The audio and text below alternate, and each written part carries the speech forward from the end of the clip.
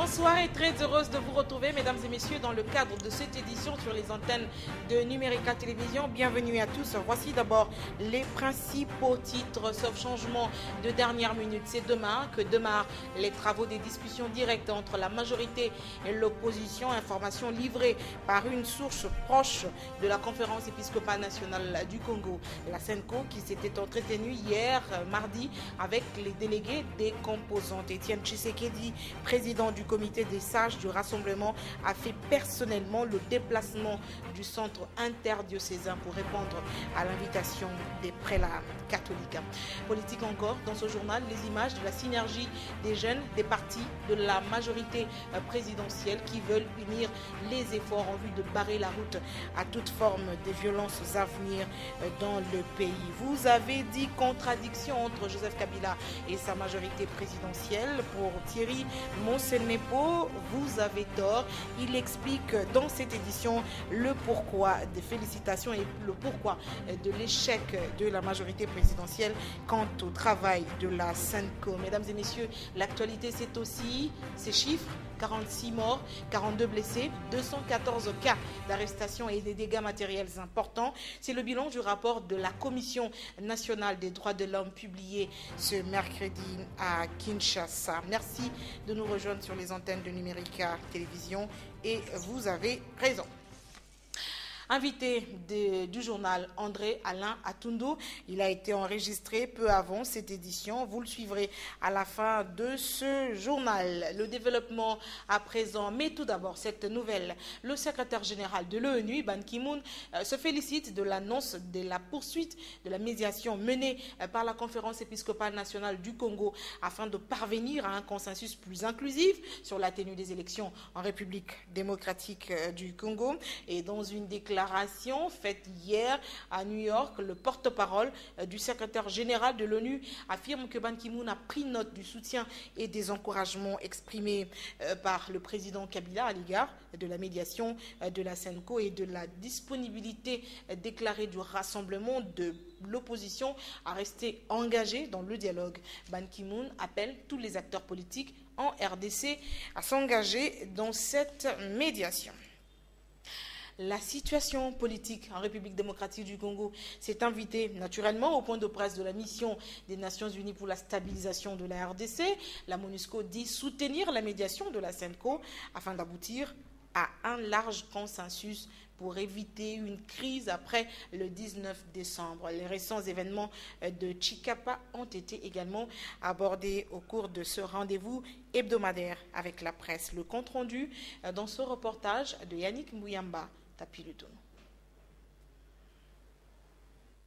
Le secrétaire général des Nations Unies affirme suivre de près la situation politique en République démocratique du Congo. Dans une déclaration, Ban Ki-moon se félicite de l'annonce de la poursuite de la médiation menée par la conférence épiscopale nationale du Congo afin de parvenir à un consensus plus inclusif. Le secrétaire général de l'ONU appelle tous les acteurs politiques congolais à s'engager à nouveau dans cette médiation. On appelle à cette mobilisation de la classe politique autour d'un consensus politique qui pourrait être dégagé. Et c'est pour cela que tout le monde appuie maintenant cette initiative ou cette mission confiée à la CENCO pour essayer de rassembler beaucoup plus largement encore la classe politique congolaise afin qu'il y ait une sorte d'accord beaucoup plus global, beaucoup plus inclusif et que le chemin, l'avenir politique de ce pays puisse se dégager. Vous savez qu'il y a ces délais, ces deadlines, mais au-delà de ces deadlines que nous avons au niveau constitutionnel, il y a cette volonté d'aller vers un consensus beaucoup plus large. Et tant qu'il y a le dialogue, tant qu'il y a des concertations, on peut espérer qu'il y aura un consensus dans les semaines qui viennent, dans les jours qui viennent. C'est l'espoir de tout le monde. Et cet espoir vraiment est partagé et soutenu par la MONUSCO et les Nations Unies. Les récents événements de Tshikapa ont été également évoqués au cours de ce point de presse. Selon la MONUSCO, 18 miliciens ont été tués et la situation serait sous contrôle de forces de l'ordre. La situation sécuritaire sur le terrain à Tshikapa afin d'appuyer les autorités au niveau local, au niveau provincial également, pour prendre en compte donc ces miliciens qui, non seulement dans la province du Kasaï, mais du Kasaï oriental également, sévissent depuis quelques semaines. À l'issue donc de cette mission pluridisciplinaire de la MONUSCO sur le terrain, nous allons voir comment accompagner de façon beaucoup plus pratique, plus déterminée sur le terrain, donc les éléments des forces de sécurité pour, une fois de plus, prendre en compte ces forces négatives qui perturbent un peu la vie de la cité dans cette région. 48 heures après la rencontre avec le chef de l'État, la SENCO a reçu mardi les délégués des différentes composantes de la classe politique. Une rencontre des grands enjeux politiques pour le rassemblement. Étienne Tshisekedi Wamulumba, président du Conseil des sages, a fait lui-même le déplacement pour échanger avec les évêques catholiques. Étienne Tshisekedi conduisait une forte délégation de la plateforme de l'opposition issue de Javal. Images et commentaires. L'un des rares déplacements du président de l'UDPS, Étienne Tshisekedi, l'a fait pour, disent ses proches collaborateurs, montrer combien il tient à la survie de la République démocratique du Congo. Après son entretien avec les évêques, c'était le tour des co-modérateurs du dialogue. Pour Vital Kamerhe, il ne s'agit pas d'un deuxième dialogue, mais plutôt d'une table ronde. Le document de base, c'est l'accord du 18 octobre 2016 et nous nous en félicitons puisqu'il y a déjà une base, un socle sur lequel on va bâtir l'inclusivité et le consensus entre ceux qui étaient au dialogue tout en respectant la spécificité de chaque composante, c'est-à-dire l'opposition au dialogue, la majorité présidentielle de la société civile et ceux qui n'étaient pas au dialogue, c'est-à-dire les rassemblements et le Front pour la défense de la Constitution. Ce n'est pas un deuxième dialogue comme tel, pas dans un deuxième dialogue, mais ils pensent qu'autour d'une table, les acteurs politiques de ces pays devraient pouvoir se réunir pour quelques points de divergence, en considérant que l'accord en lui-même est un point de départ. Nous avons fait une réunion utile et brève, mais riche aussi en enseignements. Nous allons probablement commencer les discussions en format que la SECO déterminera, je pense, d'ici jeudi. Et ce mercredi, il s'agissait pour les composantes de déposer à la SENCO la liste des délégués pour participer à ce dialogue, disons discussion directe entre l'opposition et le rassemblement. 15 délégués par composante. Alors, question à Thierry Monsenepo. À quoi aura servi le dialogue de la Cité de l'Union africaine? Et pourquoi cette contradiction entre la majorité présidentielle et le président de la République sur la mission des bons offices de la SENCO? Je vous propose de suivre ici le président de la Ligue des jeunes de la CCU, parti cher à Lambert Mende. Si vous suivez convenablement le communiqué des délégués de la majorité présidentielle, l'échec a été ressorti en ce qui concerne les termes de référence publiés dans le document de la SENCO, mais non dans l'approche de leur démarche. Cette approche, c'est ce qui a été appuyé par le chef de l'État, c'est-à-dire une continuité de pouvoir interpeller les autres qui sont restés en dehors, en marge de cet accord, de pouvoir l'intégrer. Donc comprenez par là qu'il n'y a jamais eu une contradiction, mais plutôt un constat d'échec dans les termes de référence ressortis, mais pas d'échec dans la démarche qui aujourd'hui continue à faire bonnes œuvres avec l'appui et la bénédiction du chef de l'État lui-même. La SENCO, ensemble avec cette bénédiction du chef de l'État, est en train de s'atteler pour que les réfractaires à une paix durable et à un processus électoral stable puissent très vite adhérer au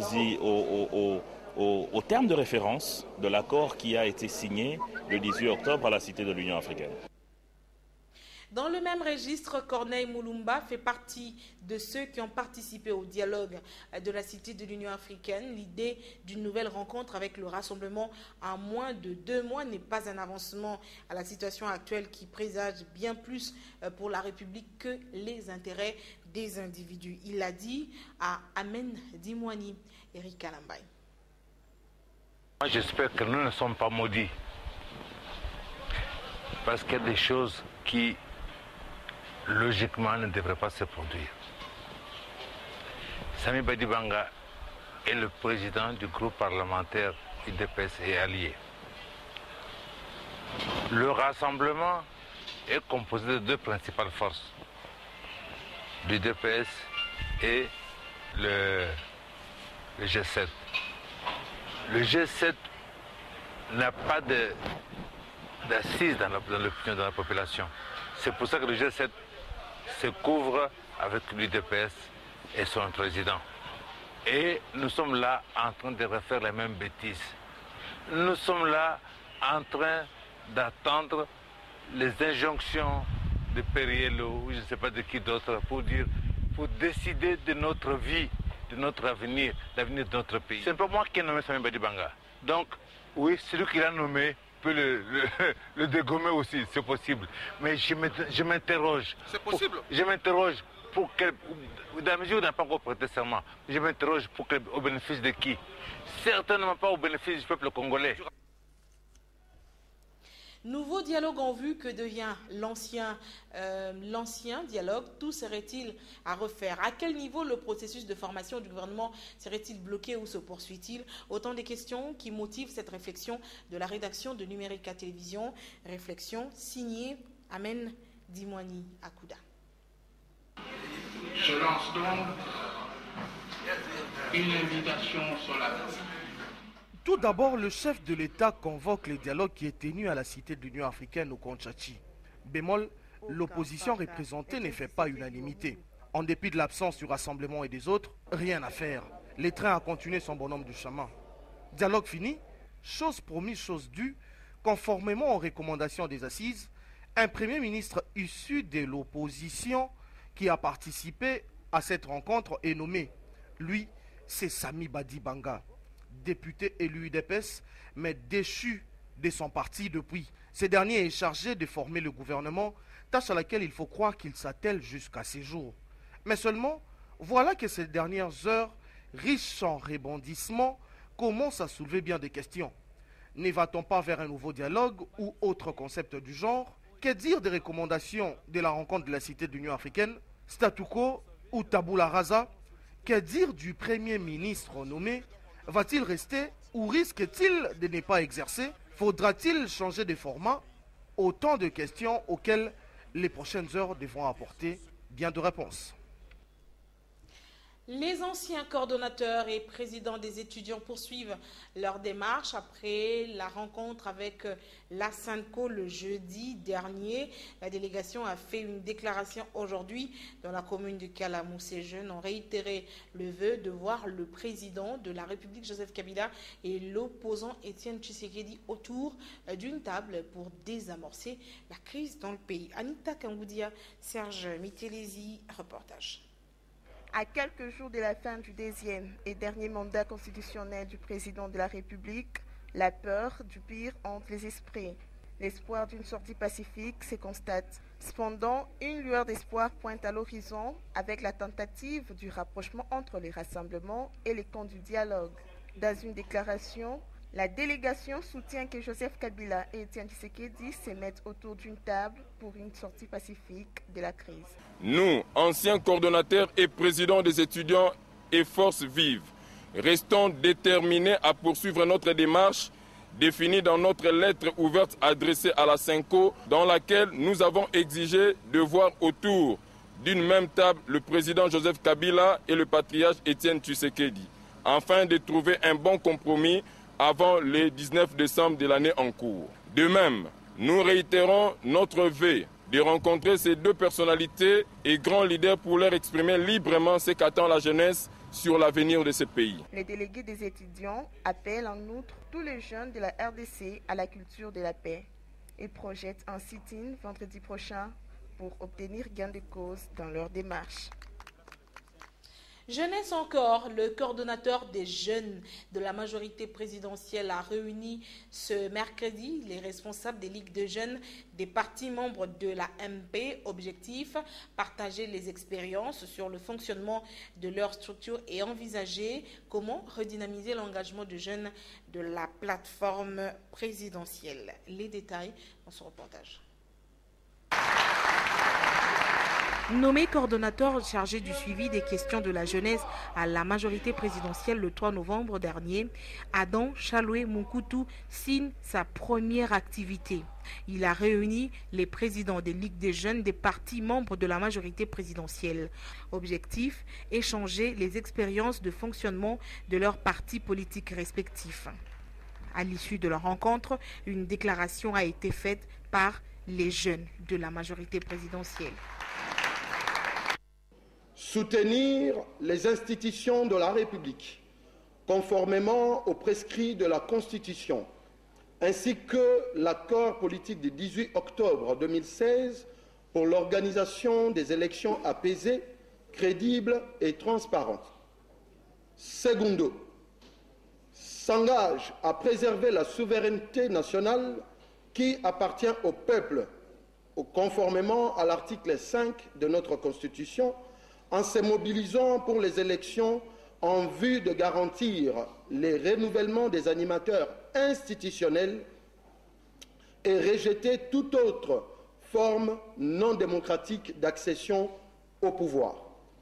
Tertio, se mobilise pour barrer la route à toute forme de violence d'où qu'elle provienne et se battre jusqu'à sa dernière énergie en vue de consolider les processus démocratiques et sauvegarder cette paix chèrement acquise, fruit de nombreux sacrifices des fils et filles de ces pays, sous le leadership du camarade Joseph Kabila Kabange. Quatrièmement et enfin, nous demandons au prochain gouvernement d'aménager aucun effort pour la jeunesse en s'investissant dans son inclusion dans les lieux de prise de décision et la promotion de son intégration socio-professionnelle. Voilà pour ce qui est de la politique. On va parler droits de l'homme à présent. Mieux vaut tard que jamais, dit-on. La Commission nationale des droits de l'homme vient de rendre public son rapport sur les violences meurtrières des 19 et 20 septembre dernier dans la capitale. Bilan, selon la CNDH, 46 morts, 42 blessés et 214 cas d'arrestation et des dégâts matériels importants enregistrés dans la ville de Kinshasa. Je vous propose d'écouter à ces sujets le rapporteur de la Commission nationale des droits de l'homme, Belinda Luntadila. Un rapport d'enquête sur la situation des droits de l'homme consécutive aux manifestations publiques de 19 et 20 septembre 2016, principalement dans la ville de Kinshasa, en RDC, fait état de 46 cas de décès des citoyens congolais, 42 personnes blessées, 214 personnes arrêtées et détenues dans les lieux de détention.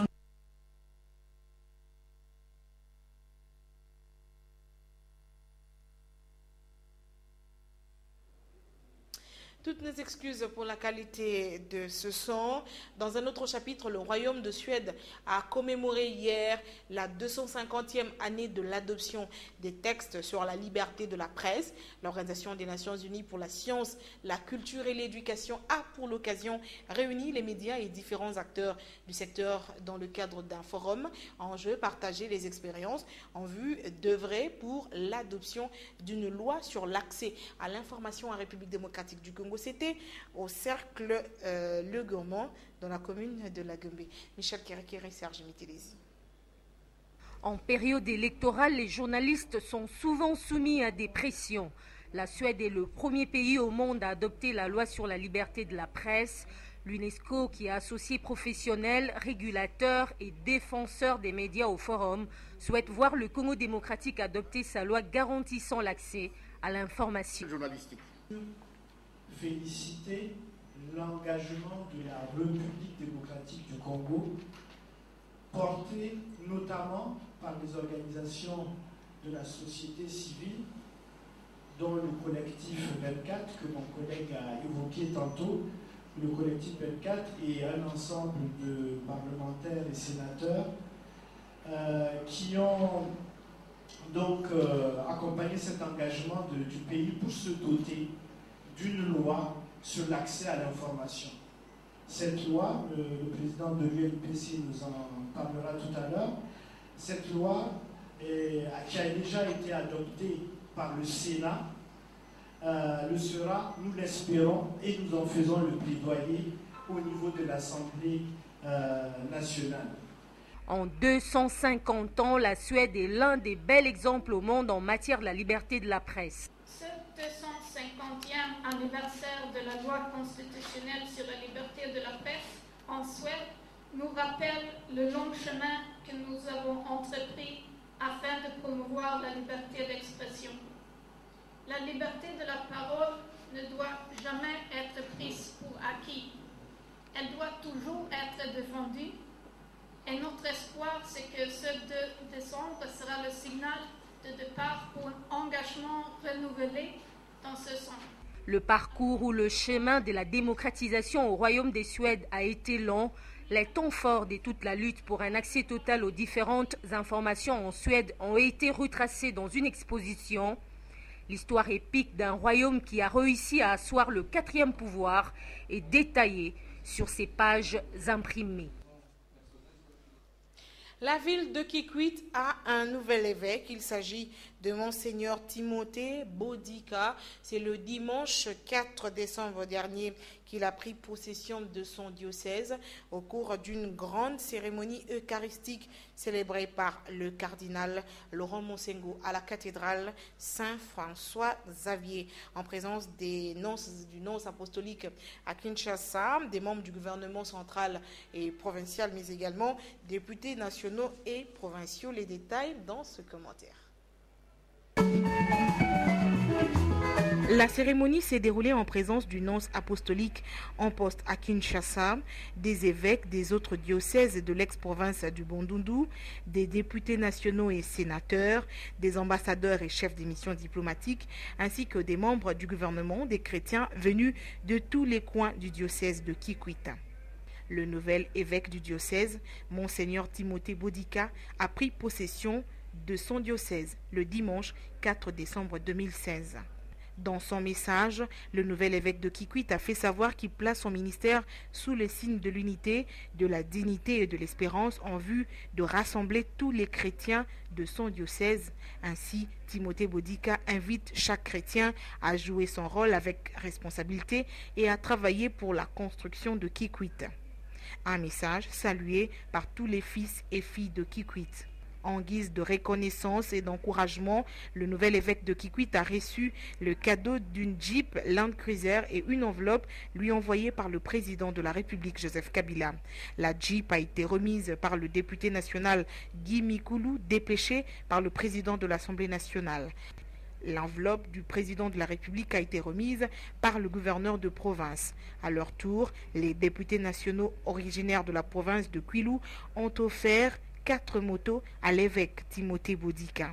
Avec l'autorisation du président de la République, le président de l'Assemblée nationale, Aubin Minaku, a dépêché une délégation des Chinois chargés de construire le nouveau stade de Kikwit, accompagné par le député Guy Mikulu. Les experts chinois arrivés dimanche 4 décembre à Kikwit se sont immédiatement employés à redimensionner le stade en vue de présenter un état de besoin réaliste pour la faisabilité du dit stade. De Kikwit, direction le Congo central. La motion de défiance contre Jacques Mbadou, gouverneur de province, a été étouffée. D'après les sources proches de l'Assemblée provinciale du Congo central, la motion incidentielle d'un député provincial proche de Jacques Mbadou a complètement bloqué la motion de défiance contre le patron de l'exécutif provincial. Le député provincial Vetem Kifu Kikanda s'insurge contre la décision de la plénière qui, selon lui, ne trouve aucun fondement dans le règlement intérieur de l'Assemblée provinciale. Le gouverneur Jacques Mbadou est accusé de détournement de 15 millions de dollars des fonds alloués aux entités territoriales décentralisées, le licenciement abusif des agents et cadres de la DGRKC, ainsi que l'érection des barrières dans des postes frontaliers, notamment à Loufou, pour la perception d'une taxe fixée à 1500 francs par sac de ciment gris. Vous le savez, les activités de fin d'année approchent à grands pas. La société Vodacom Congo est allée au chevet des personnes vulnérables à travers son programme dénommé Décembre, mois de partage. L'entreprise de télécommunications a remis des vivres frais et sacs aux orphelinats et hommes de vieillards de la capitale. L'orphelinat du Congo et le foyer Père Gérard figurent dans le lot des bénéficiaires. Hermione Agric Ndonga, la reportage. Tokabola ou tendre la main pour redonner le sourire avec ceux qui ont perdu espoir est le thème de cette année du mois de partage à Vodacom Congo. Tout a commencé par la visite des orphelins dans les installations de la direction générale de l'entreprise. Occasion pour la directrice générale de Vodacom Congo de circonscrire cet événement annuel. Vodacom permet aux démunis et aux plus faibles de retrouver la joie. Écoutez, je pense que pour moi, d'abord au mois de décembre, le mois des fêtes, ça me semble important d'être un mois du partage avant tout. Un mois de partage, le mois où l'on fête Noël, où nous voulons que tous les enfants soient heureux.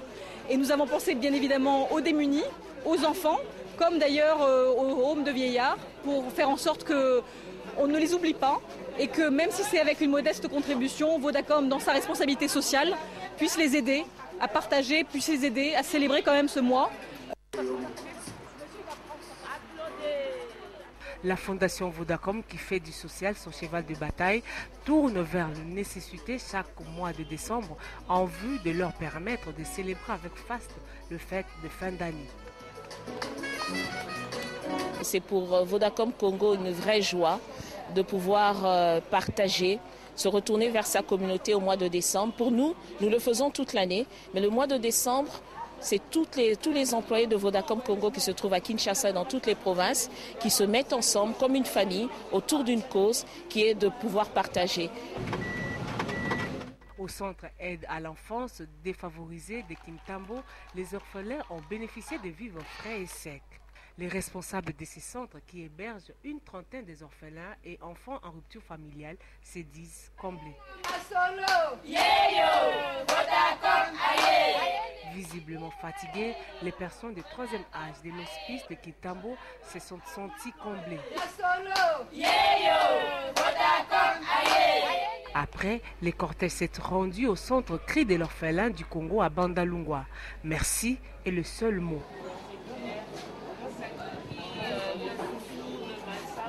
Napesi merci pour la Vodacom ezobatela biso ezolesa biso ezopesa biso pe sengo epesa biso pe na makasi po yotika biso biloko. Le point de chute pour cette tournée est le foyer Père Gérard à Kassavubu. Près de 50 enfants sont hébergés dans ces centres. On va maintenant lire la presse. Les journaux parus ce mercredi dans la capitale reviennent sur les tractations pour un nouveau dialogue et la sécurité qui domine finalement la presse parue à Kinshasa. Revue de presse sélectionnée par Tapi Lutunou et rendue par Michel Kérékéré.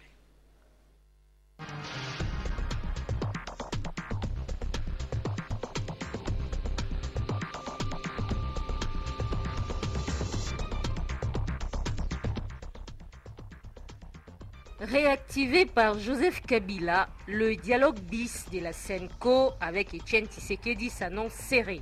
Durant le tête-à-tête Tshisekedi-Senko, la prospérité indique que les discussions auraient porté sur les cahiers des charges du rassemblement pour sortir la République démocratique du Congo de la crise politico-électorale.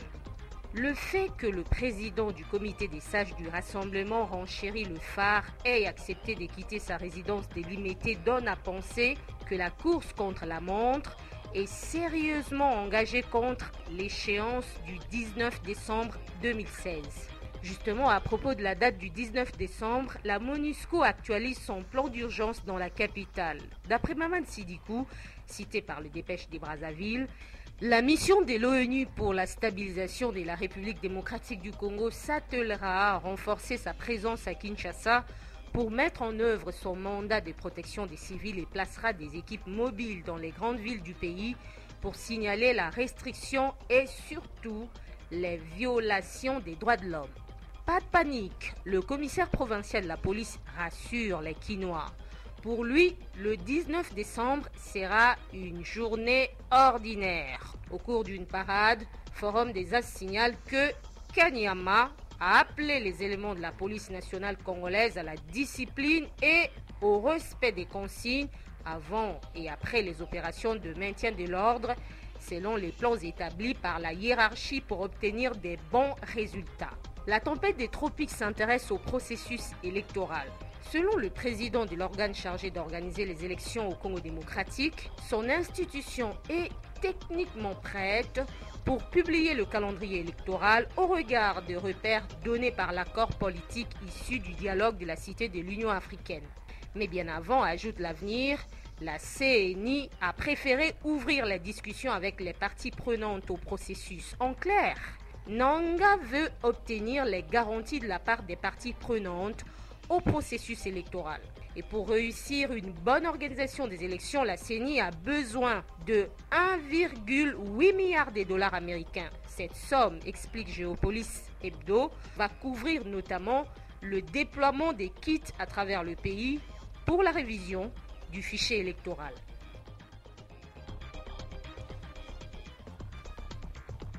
Merci beaucoup Michel Kérékéré, mesdames et messieurs. Ainsi prend fin cette édition du journal sur les antennes. Mais je vous laisse suivre l'invité du journal annoncé au début de cette édition, André Alain Atundu Liyongo, porte-parole de la majorité présidentielle, s'entretient avec Félix Ilunga sur la contradiction autour de la mission de la SENCO. La MP avait constaté l'échec alors que le président Joseph Kabila a encouragé le prélat catholique à poursuivre la médiation. Je vous retrouve demain, 19h, pour une nouvelle édition d'information. Très beau titre de programme. La SENCO a rencontré le chef de l'État pour lui présenter le rapport de sa mission. Au sortir de leur audience, le chef de l'État a encouragé la SENCO et lui a demandé de poursuivre le travail ou la médiation. Mais vous, la majorité présidentielle, vous avez constaté l'échec de la mission de la SENCO. Est-ce qu'on peut parler entre vous et l'autorité morale de la majorité présidentielle? On peut parler des contradictions entre vous-même? D'abord, il faut rétablir les choses. Ce n'est pas hier que la majorité a parlé d'échec. C'est il y a quelques jours, lorsque la SENCO a fait un communiqué pour rendre compte de sa mission, de l'impossibilité de ramener le rassemblement autour d'une table avec, disons, pour rejoindre la dynamique nationale pour le processus électoral consensuel. C'est alors qu'à cette étape, la majorité présidentielle a constaté l'échec, c'est-à-dire la non-conclusion de la mission confiée par le chef de l'État aux évêques. Deuxième temps, le président a reçu les évêques en présence du secrétaire général de la majorité présidentielle. Je peux vous rassurer, ce n'était pas pour le blâmer. Au contraire, c'était pour montrer que la majorité présidentielle soutenait tout à fait l'initiative du chef de l'État. Et donc, dans cette deuxième phase, le président a encouragé la SENCO à continuer ses efforts parce que la disposition 24 de l'accord de la Cité de l'Union africaine laisse ouverte la possibilité au rassemblement de rejoindre ou d'adhérer à l'accord et donc de bénéficier de toutes les dispositions. Et donc, ça signifie que jusqu'à la fin, si je puis ainsi m'exprimer, jusqu'à la tenue des élections projetées, eh bien, le président va encourager toutes les bonnes volontés qui peuvent, même en dernière minute, amener les récalcitrants et les réticents à rejoindre la dynamique nationale. Et donc, il n'y a l'ombre d'aucun doute, d'aucun malentendu, d'aucun nuage entre la majorité présidentielle dont le secrétaire général a assisté à l'audience et l'autorité morale dans son effort d'encourager la SENCO. ceux qui parlent de ce genre de propos, malentendus, divergence, etc., c'est une erreur d'essence partagée par l'intelligence, c'est-à-dire une réalité qui n'en est pas une.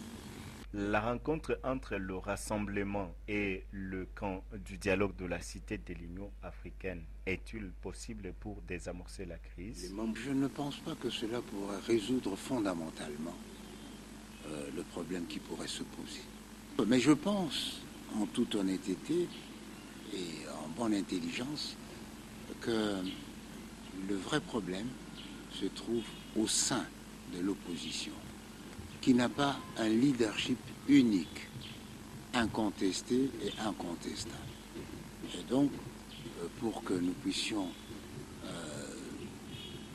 agir tous ensemble pour l'intérêt bien compris de notre démocratie et de notre développement, sous le leadership du chef de l'État, il faudrait que l'opposition ou les oppositions dans toutes ces facettes, n'est-ce pas, et différences, puissent se comporter en corps unique face à la majorité qui est un corps unique. Je pense ici que l'intérêt de la communauté devrait être la valeur suprême. L'intérêt de la communauté, c'est-à-dire la paix, le développement, l'intérêt de la démocratie, c'est-à-dire les élections. Alors, l'intérêt de la nation que vous prenez, c'est l'intérêt qui est également prôné par le rassemblement. Pourquoi est-ce que vous ne pouvez pas mettre de l'eau dans votre vin, que ce soit du côté du gouvernement ou du côté du rassemblement, afin de privilégier cet intérêt de la nation et se mettre autour d'une même table, parler en même langage pour le bien suprême de la nation? Mais je pense que c'est ça le sens profond de la mission que le chef de l'État continue à confier aux évêques. C'est de ramener le rassemblement dans la logique ou la dynamique nationale en faveur du processus. Parce que les propositions qui ont été faites ne l'ont pas été pour la majorité présidentielle, pour la partie de l'opposition qui a participé aux négociations ou au dialogue, pour les personnalités qui ont participé au dialogue, pour la société civile qui a... Non, c'est pour l'ensemble de la nation.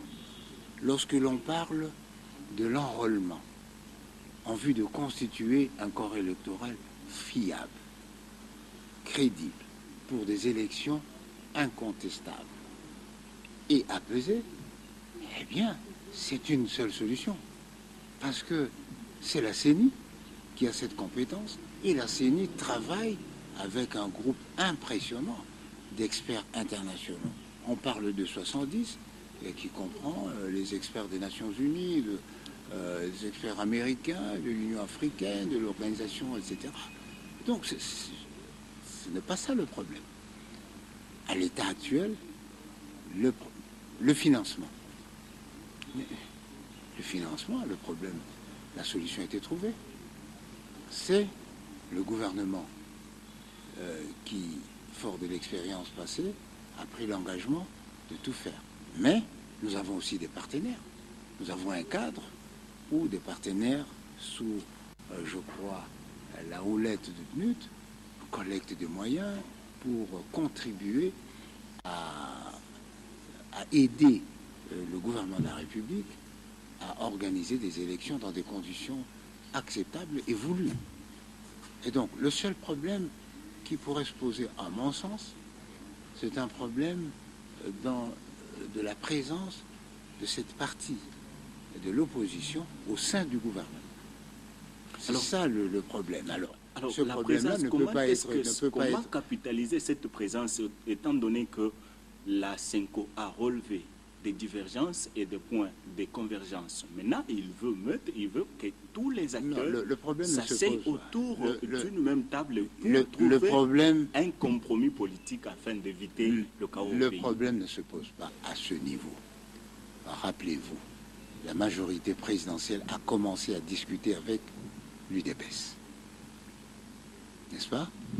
Et puis, pour plusieurs raisons, l'UDPS a a laissé tomber, si je puis ainsi m'exprimer.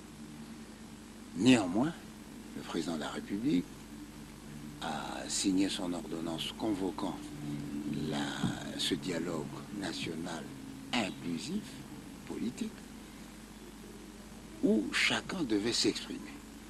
Eh bien, les autres membres de l'opposition, qui exprimaient les mêmes préalables, ont trouvé que la réponse de la majorité du président de la République et du gouvernement apportait des éléments significatifs et constructifs. Voilà pourquoi ils ont voulu consolider la dynamique nationale en faveur de ce processus électoral voulu consensuel et apaisé, en répondant positivement à la convocation du chef de l'État. Alors maintenant, on voudrait nous ramener en arrière. Vous savez qu'une négociation à 2 obéit à certains paramètres. À 3 obéit à d'autres paramètres. Qu'est-ce que ça veut dire? Cela veut dire qu'aujourd'hui, et d'ailleurs quand on voit leurs propositions qui circulent sous la forme de no-paper, eh bien, ils voudraient tout remettre en cause. Il faut déterminer une autre date, un autre calendrier. Sur quelle base? Sinon sur la base de la CENI. Et on voit très mal la CENI, face aux contraintes techniques, puisse avoir une autre position. Il faut trouver les moyens, n'est-ce pas, de payer. Le gouvernement a pris l'engagement. Nous avons des partenaires qui ont des structures pour nous aider. Maintenant, ils disent que le suivi de l'accord doit être rassuré ou assuré par la communauté internationale. Et non, nous ne pouvons pas être sous tutelle de la communauté internationale, car vous savez, les rapports de la communauté internationale, c'est la défense des intérêts réciproques de chaque pays qu'on appelle la souveraineté. Et donc, nous devons nous assumer et voir exactement ce qui est de notre intérêt par rapport aux intérêts des autres. Monsieur André Atondo, si je vous comprends bien, c'est que votre option est que le rassemblement vienne adhérer à l'accord politique signé le 18 octobre dernier. Ce n'est pas une injure, ce n'est pas une posture unilatérale, c'est compte tenu des résultats obtenus par cet accord, ce dialogue. Je vous ai dit, concernant le calendrier, la séquence, il n'y a pas photo, si je puis dire. Ce sera la même séquence demandée par le dialogue qui va s'imposer. Concernant la réforme du fichier électoral, ce sont des contraintes techniques. Les autres dispositions qui énervent la Constitution n'ont pas lieu d'être. Parce que nous tous, nous avons pris l'engagement de départ de ne pas violer la Constitution.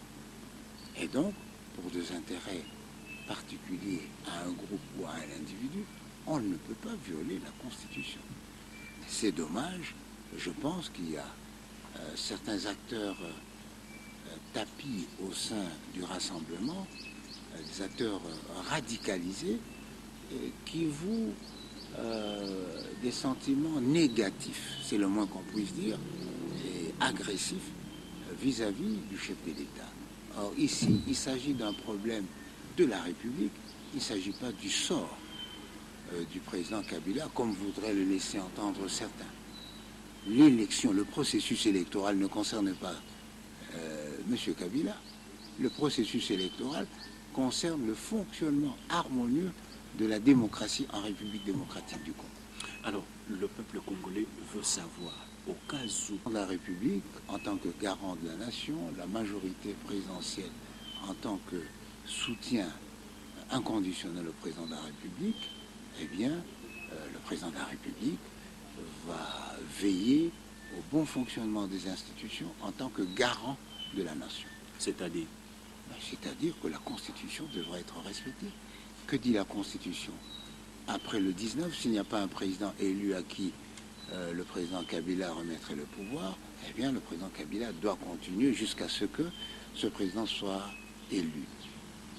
Monsieur le porte-parole, la dernière question, la peur hante les esprits des Congolais. On sait que la date du 19 décembre approche et qu'il n'y a pas un compromis politique commun entre la majorité présidentielle et le Rassemblement. Quel message particulier que vous pouvez adresser aux Congolais? Le 19 septembre, avant et après, toutes les institutions chargées de gérer la République, c'est-à-dire d'assurer l'intégrité territoriale, d'assurer la cohésion nationale, d'assurer le développement du pays et la paix sociale, existent et continueront à fonctionner. La Constitution a prévu des mécanismes adéquats pour protéger les citoyens contre l'imposture téméraire de ceux qui voudraient prendre le pouvoir sans passer par les élections, ou ceux qui voudraient faire un putsch, n'est-ce pas, ceux qui voudraient faire un putsch. L'article 64 d'ailleurs de la Constitution donne la responsabilité aux garants de la nation. L'article 64 donne également la responsabilité au peuple congolais. Mais le peuple, c'est qui? Le peuple, c'est qui? C'est lorsque l'organe habilité constate que, par exemple, M. Kabila se maintient au pouvoir contre les dispositions constitutionnelles. Alors le peuple peut agir. Or, dans le cas d'espèce, M. Kabila sera, à partir du 19, à la tête de l'État, en fonction des dispositions constitutionnelles permanentes pertinentes dans notre pays. Monsieur André Alain Atumbi, merci. Je vous remercie.